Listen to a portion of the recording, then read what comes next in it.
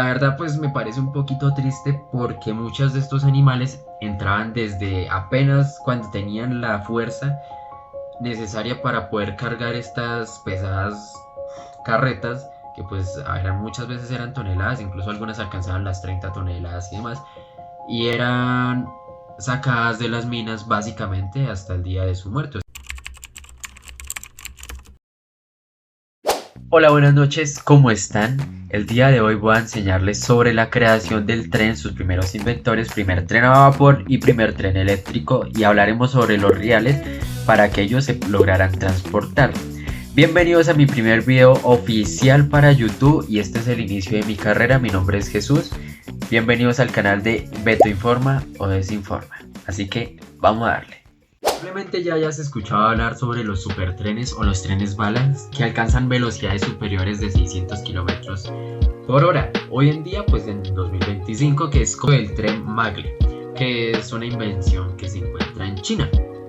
Pero claramente esto no siempre fue así que vamos a remontarnos a los años 1730, cuando en las minas de carbón se empezaron a implementar los primeros rails de madera. Estos eran de madera y pues por ellas se transportaban pesadas carretas de madera que eran de tracción animal, o sea que se utilizaban burros, se utilizaban toros, se utilizaban mulas, y después de todo las mulas fueron las que se quedaron, o sea, como tal. Luego ya pasamos a la creación del primer tren a vapor, la cual fue una creación de Richard Trevithick, nacido en 1771 en Ilogan y muerto en 1848 en Gran Bretaña. Su primer prototipo fue diseñado para el año 1801 y este era capaz de cargar con 2 personas, pero este prototipo era muy lento, alcanzando muy bajas velocidades. Para el año 1804 se crea la segunda versión utilizando el mismo sistema, y este ya era capaz de arrastrar con un convoy de 5 toneladas y alcanzar una velocidad de 15 kilómetros por hora. ¿Okay? Claramente por el peso, ya que este era un prototipo como de 5 o 10 toneladas más o menos, los rieles de ese momento pues no fueron capaces de soportar el peso, y por este tren fracasó, y pues Richard terminó siendo el fundador del tren, pero pues no pudo continuar él. Una década después pasamos con George Stephenson, nacido en 1781 y muerto en 1848 en Reino Unido. Él vino con un prototipo llamado The Rocket, el cual era mucho más potente, utilizaba el mismo mecanismo que el de Richard.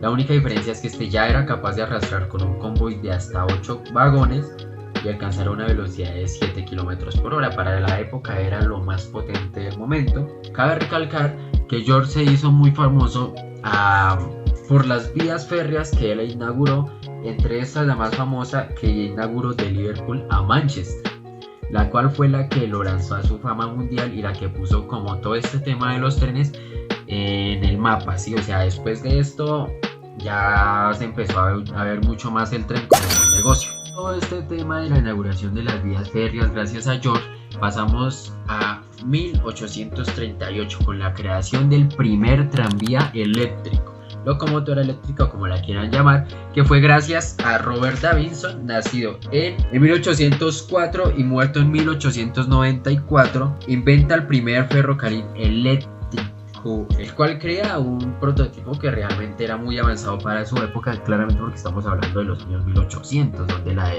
electricidad todavía era algo complicado. Creo que no se había inventado todavía para ese entonces, la verdad no he averiguado.